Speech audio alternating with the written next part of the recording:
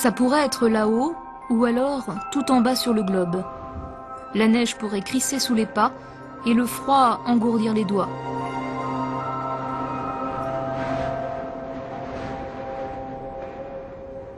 Il est paradoxal, ce coin parmi les plus chauds de la planète. Du blanc givré par 50 degrés sans ombre, une banquise de sel marin à 10 km de la mer. Le lac Assal ménage ses effets de surprise. Un jour, il deviendra un océan. Mais ça, c'est pour dans très longtemps, quand le Goubet, qui prolonge la mer Rouge, aura gagné du terrain. Alors en attendant, pour dérouler le fil d'une histoire complexe où l'eau, le feu et la terre mettent tous leur grain de sel, mieux vous retourner à l'école avec les lycéens de Djibouti.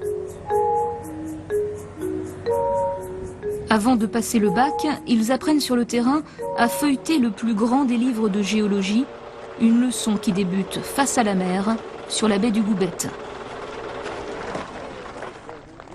Bon, on y va. Le programme à Djibouti est calqué sur celui de la France. En fait, c'est le même programme. Mais nous, on a, alors qu'en France, ils utilisent des livres, alors que nous, on a le livre à ciel ouvert. Il paraît que sur Terre, il y a deux endroits, en Islande et à Djibouti, où il y a un phénomène de tectonisme, de formation de rift à ciel ouvert. La pression de la lave.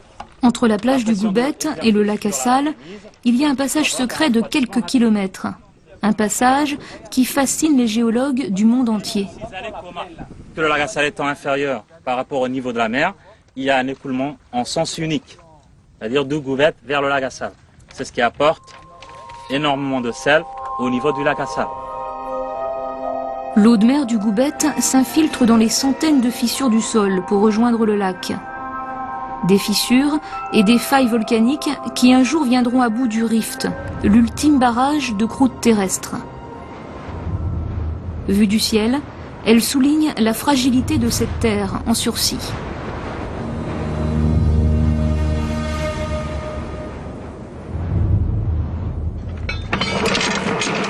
Dans le Goubet, elles sont aussi un point d'attraction pour les plongeurs de Djibouti.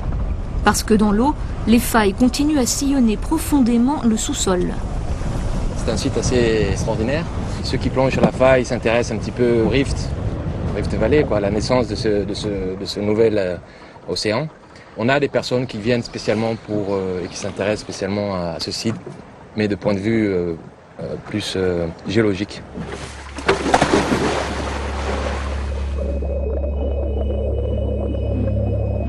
Parmi les fissures, les plongeurs s'offrent une virée entre deux continents qui s'éloignent chaque année un peu plus.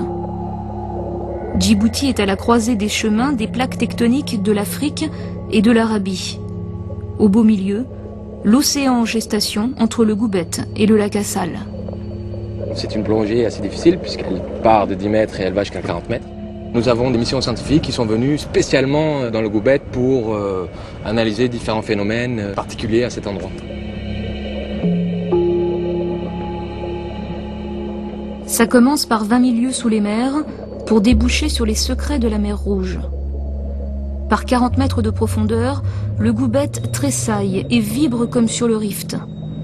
Au fil des jours et des séismes, les volcans de la région creusent l'écart entre les parois et la mer se fraye patiemment un chemin vers la banquise de sel du lac Assal.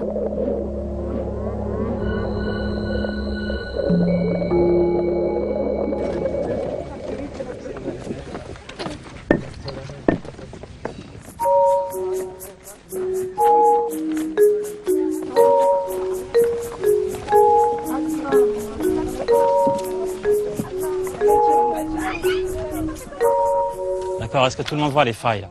Vous en avez une ici, une autre là-bas et une troisième là-bas. Plus loin, la 6e flèche, c'est le lac Assal. La 7e flèche, c'est la faille principale qui passe dans la région volcanique là-bas. Est-ce que tout le monde la voit? La 8e flèche, c'est l'Ardoukoba, que vous en avez ici, avec sa coulée très très noire, qui vient vers nous.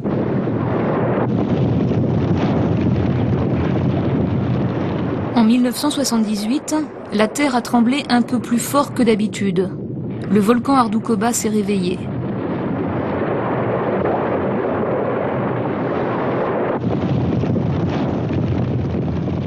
Une éruption suivie heure par les scientifiques de l'observatoire d'Arta, basé sur le rift.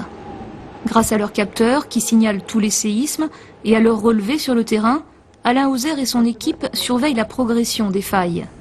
Et 3 semaines ont suffi à l'Ardoukoba pour accomplir le travail de sape d'un siècle entier. Il faut savoir que chaque fois qu'il y a des gros séismes ici, c'est là où le gros du mouvement se fait. En particulier pour l'Ardoukoba, en 78, il y a eu un séisme au fond du Goubet, localisé au fond du Goubet de 5.2.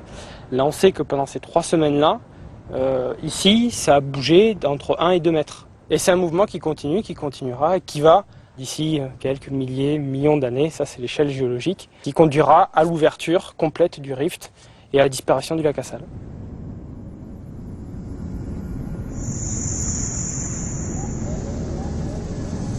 La moyenne, c'est 10 séismes par jour.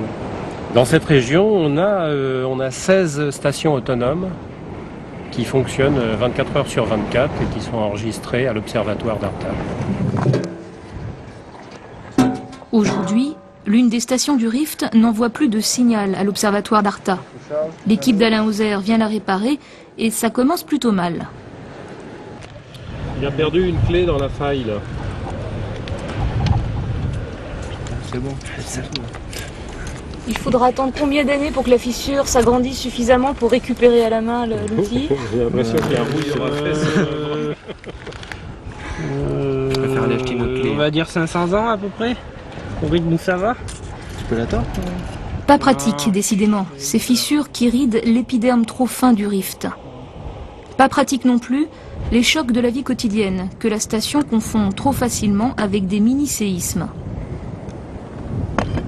Il y a le délaï, Alain va lancer le caillou.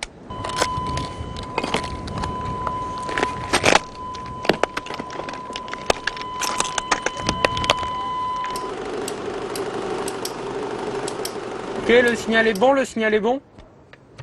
Affirmatif, le signal est très bon là, très bon. Alain Alain C'est-à-dire, vous avez lancé encore des cailloux là? Non, c'est rien, c'est Alain qui marche à côté du sismo, t'inquiète pas. Ouais, ok, oui, je vois, d'accord. C'est bon alors. Donc un coup de vent il vibre, des chèvres ils vibrent, vous marchez à côté ça vibre, les militaires qui tirent ici ça vibre aussi, un avion qui passe ça vibre, un hélico ça vibre, n'importe quoi ça vibre. C'est très sensible, quelquefois c'est trop sensible même. Pour un vrai séisme c'est trop sensible.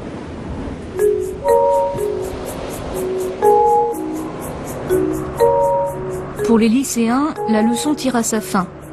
Dernier arrêt au lac Assal, sur la banquise blanche où vient s'évaporer le sel de la mer Rouge. La figure 8. La page du polycope des questionnaires. Voici le lac Assal. C'est un lac d'une superficie de 51 km². À sa surface, il est en dessous du niveau de la mer, à moins 150 mètres en dessous du niveau de la mer. Il possède une banquise de sel en forme de croissant de lune qui a une superficie de 61 km².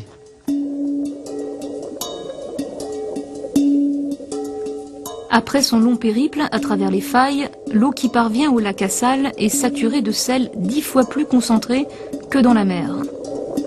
Aucune vie possible dans cette soupe, à peine liquide. Le fond du lac est à tout jamais stérile et désert. Pour trouver l'animation, il faut remonter sur les rives de la banquise.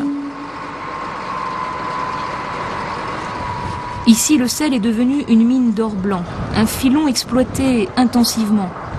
Depuis 4 ans, les bulldozers de la Société du Lac défoncent la berge, sous l'œil du directeur, Mohamed Ambassa.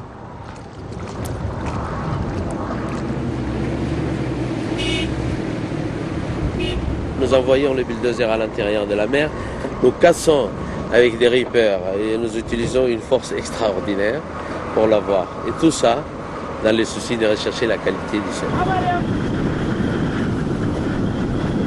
Si la Société du Lac a autant de travail, elle le doit à la guerre entre 2 pays voisins, l'Éthiopie et l'Érythrée. Avant, les Éthiopiens achetaient leur sel en Érythrée. Mais depuis le conflit, le lac Assal est devenu le seul fournisseur de l'Éthiopie. Malgré que les chameliers amenaient depuis 3000 ans de la Kassal, l'Éthiopie, la majeure partie de l'Éthiopie ne savait vraiment pas que le Djibouti disposait de tant de stocks du sel. Mais il a fallu cette guerre pour que ces marchés reviennent vers nous. Elle ne sera plus jamais lisse ni immaculée, cette banquise prise d'assaut par l'industrie du sel. Comme des pionniers de Far West, les engins de Mohamed Ambassa ont conquis un territoire vierge pour l'exploiter sans état d'âme. Après tout, la banquise est à tout le monde, même si pendant des siècles, les nomades Afars ont été les seuls à profiter du trésor caché de la mer Rouge.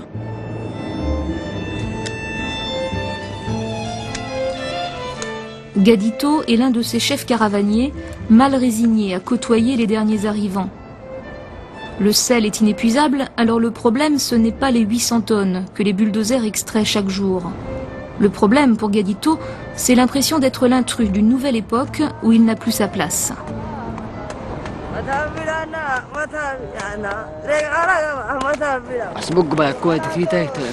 Nous les Afars, nous dépendons entièrement du sel. C'est notre seule richesse. Nous n'avons aucune autre ressource à exploiter. Mon métier, c'est d'organiser des caravanes vers les marchés d'Éthiopie pour aller troquer mon sel contre des céréales. Ça ne me plairait pas de conduire un camion et de travailler pour le patron d'une société. Je préfère mon indépendance en restant chef caravanier.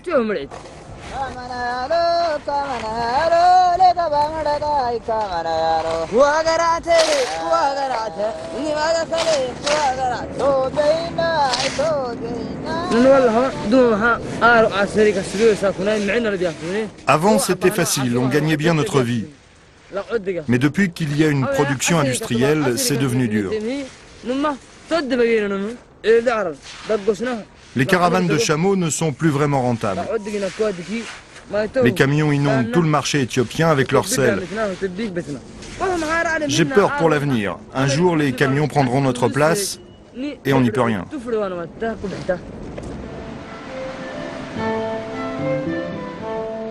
Elle n'est pas bien longue, la caravane de Gadito.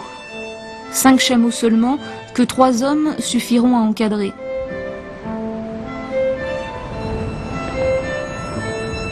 Le père de Gadito aide au chargement. Lui ne partira plus jamais sur les pistes qui mènent au marché éthiopien. Des pistes que le vieux nomade a arpentées toute sa vie.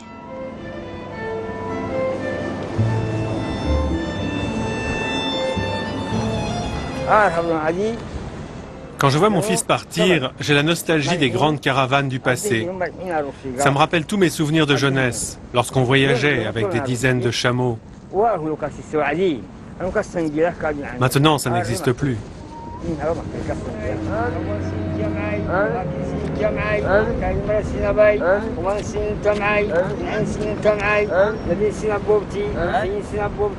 Pour l'instant, le monde nomade et celui de l'industrie cohabitent tant bien que mal sans se rencontrer. Chacun ses rites, chacun ses traditions et surtout chacun pour soi.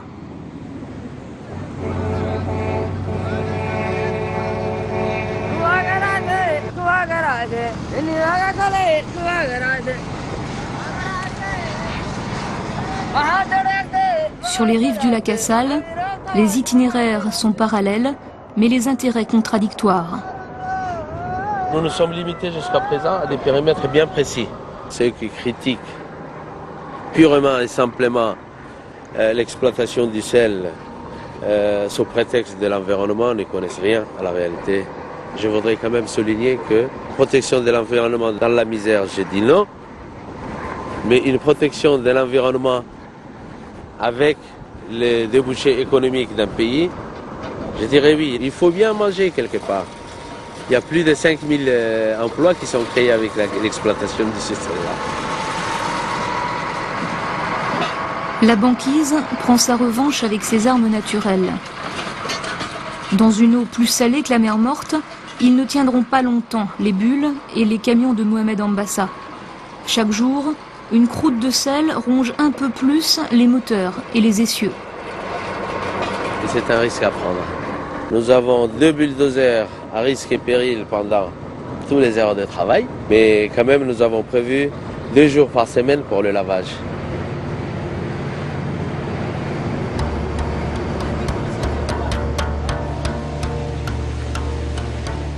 Le premier point d'eau douce est à 100 km. Alors il a fallu trouver une autre solution pour rincer les engins. Direction la mer, sur la plage du Goubet.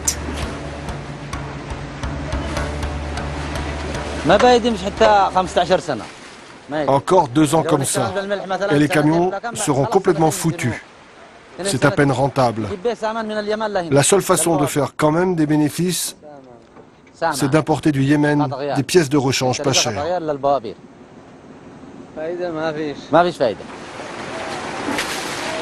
Contre la gangrène salée de la banquise, l'eau de mer est un moindre mal. L'issue sera toujours fatale, mais l'agonie plus lente. L'industrie du sel a trop à faire pour accorder le coup de grâce à ses camions.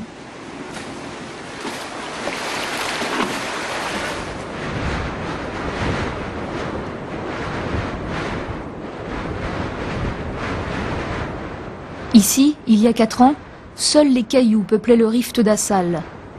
Depuis, la société de Mohamed Ambassa a métamorphosé le désert.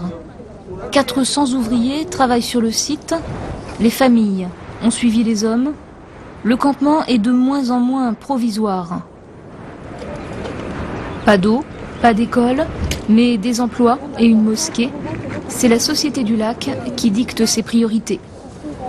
L'entreprise est à leur côté, mais il ne peut pas faire plus que ce qui est possible, quoi. La première chose que le patron de la société a bien voulu faire pour la population, c'est de leur donner une mosquée qui leur permettrait de se recueillir devant Dieu.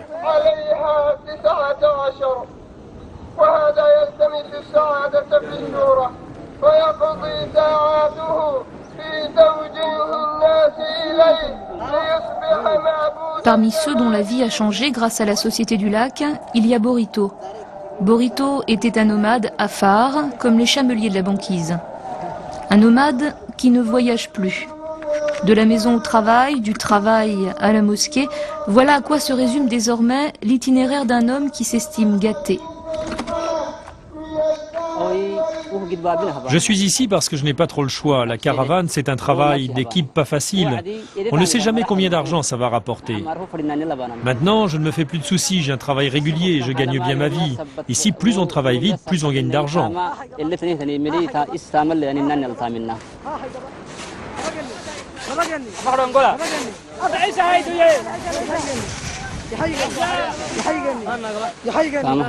Je suis chef d'équipe. Alors j'encadre les ouvriers pour que l'on tienne la cadence.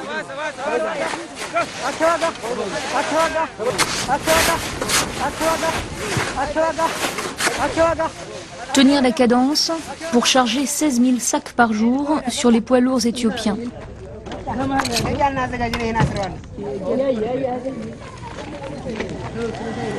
Borito est à la hauteur, alors l'ancien caravanier va monter en grade. Une ascension sociale de 4 mètres d'un coup, en haut de l'échelle. Borito devient contremaître sur la machine qui emballe le sel. De quoi justifier son choix de vie auprès des nomades de la tribu qui s'accrochent à leur culture. Je suis le seul homme de la famille à avoir abandonné la caravane. Les autres continuent à travailler avec leurs chameaux. Ils n'aiment pas la ville. Mais personne ne m'en veut d'avoir laissé tomber. On se complète, on est solidaires. Alors tant mieux si je peux les aider financièrement.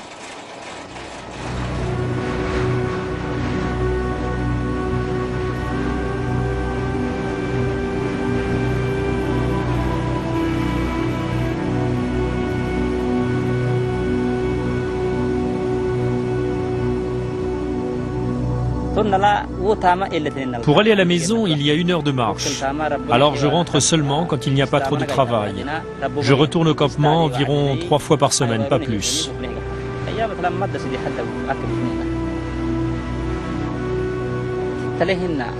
Pour l'instant, je préfère que ma femme et mes enfants restent sur nos terres pour garder le troupeau. Je ne veux pas déménager au nouveau village qui s'est construit autour de l'usine.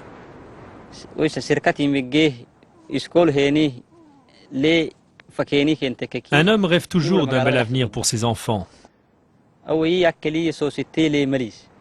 Alors, quand il y aura une école et de l'eau, on verra. Mais en attendant, c'est mieux pour ma famille de vivre selon les coutumes des Afars.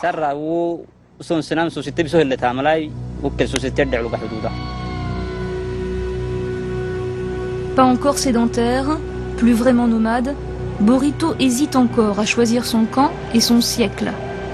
À force d'indécision, sa famille se retrouve toute seule à vivre sur le rift. Le reste de la tribu est parti plus loin, le long de la piste que Borito ne veut plus suivre.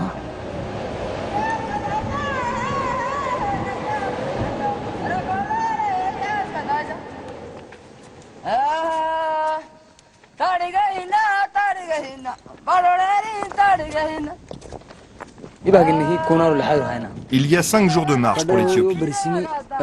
Le chemin de la caravane, je le connais grâce à mon père et aux anciens de la tribu. J'étais très jeune quand j'ai fait ma première caravane, j'avais 12 ans. C'est comme ça que j'ai appris le métier.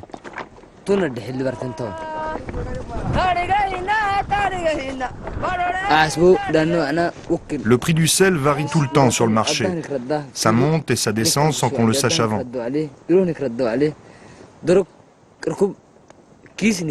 Parfois, nos chameaux reviennent avec un seul sac de céréales. Parfois, ils ont 100 kilos à porter. 5 jours à marche forcée, durant lesquels aucun obstacle n'arrête la caravane de Gadito, le chamelier du lac Assal. Aucun obstacle, sauf une mauvaise rencontre qui aurait pu virer au drame.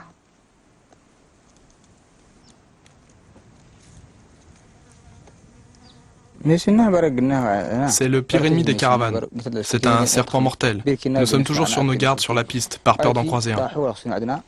J'étais un peu à l'écart quand j'ai tué celui-là.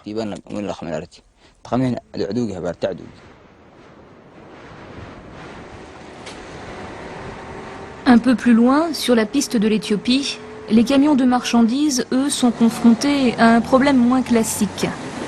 Normalement, ils doivent avancer 10 fois plus vite que la caravane, mais des orages exceptionnels ont inondé les oueds. Quand il pleut trop fort et que le pays est inondé, ça peut emporter les gens et les camions. Les seuls à pouvoir continuer le voyage, ce sont les nomades avec leurs chameaux, alors que les camions sont bloqués. On a mouillé notre chargement, mais à part ça, nous avons marché sans problème. Rien ne sert de courir, disait La Fontaine. Dans la fable du camion et du chameau, la morale est sauve. Cette fois, la caravane est arrivée en premier pour vendre très cher aux Éthiopiens le sel que les camions n'ont pas pu acheminer. D'habitude, au retour, les sacs de maïs sont moins nombreux. C'est toujours ça de gagner.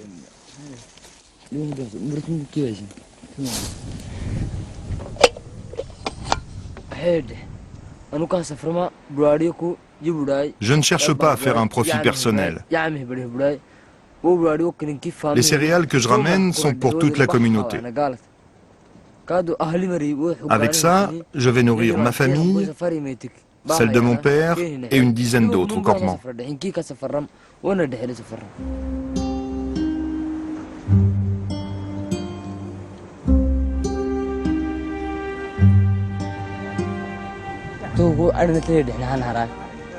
J'aime le lac Assal. C'est une grande fierté d'avoir grandi dans un campement près de la banquise.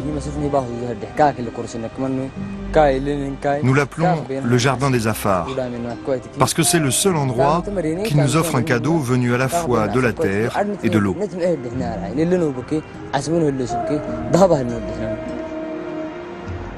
Ce cadeau du rift et de la mer Rouge, la géologie finira par le reprendre aux hommes.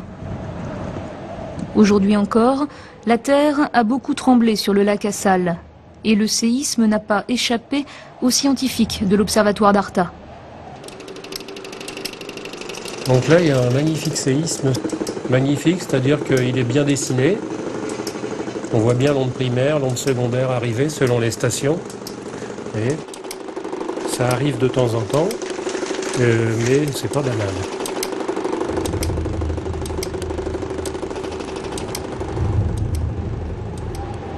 Un jour, la Terre devra capituler pour laisser le passage au nouvel océan.